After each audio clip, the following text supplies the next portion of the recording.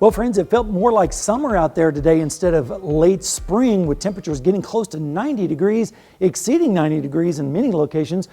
Let's take a look outside right now at Seneca, Missouri, Indigo Sky Casino and Resort. A beautiful evening shaping up. Just a few high clouds out there, mainly down towards the south. That's in association with a wave that's moving across northern Texas this evening and southern Oklahoma.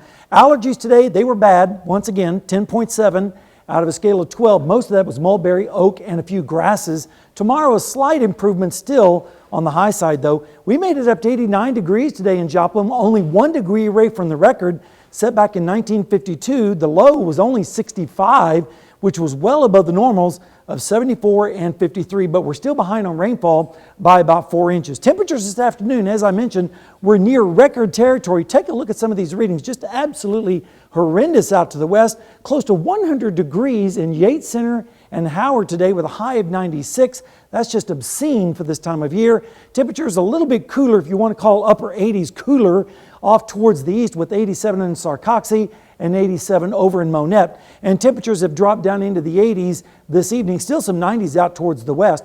Radar is clear over our immediate area, but we're watching some storms down to the south in northern Texas associated with this wave that's moving across that area. Some of these storms may sneak up into southern Oklahoma and western Arkansas overnight.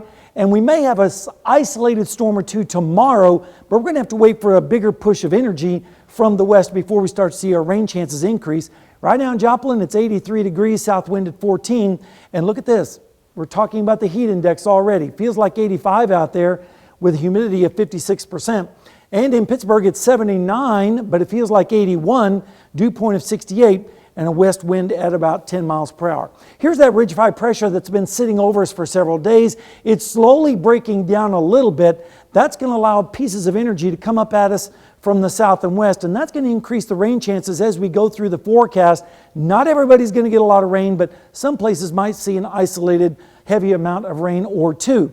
Severe weather, that's going to be up towards the north again tomorrow and also down to the south. But as we go through the forecast, we may see some of that change as well, especially on Monday. We could see some severe storms in the northeastern part of our viewing area, so we'll have to keep a very close eye on that. Rain chances are going to be low for the most part, but we may see an uptick as we head towards the morning hours and then again tomorrow afternoon, especially down to the south. Lows tonight are going to be very mild, generally in the upper 60s to around 70 degrees on south winds. Then tomorrow, a carbon copy of today, not as warm, but still warm. Temperatures in the upper 80s to around 90 degrees, especially out towards the west where Eureka could get up to 92. Then on Monday morning, we're going to see lows in the 60s across the area. But notice a cold front up to the north and west. That's going to slide our direction, but it's going to run out of gas before it really gets here. We're going to see temperatures in the upper 80s once again on Monday with isolated storms possible. Better chance of storms, I think, on Tuesday night into Wednesday morning with lows in the 60s. Rainfall amounts are going to be on the light side with this next system, so we'll have to wait for a bigger push of energy before we start to see the rainfall increasing as we go into Wednesday.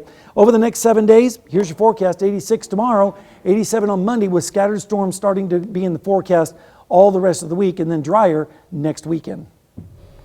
All right, well, thank you, Sam. Looks like we're having some good lows too. Yeah, absolutely. Temperatures in the 60s.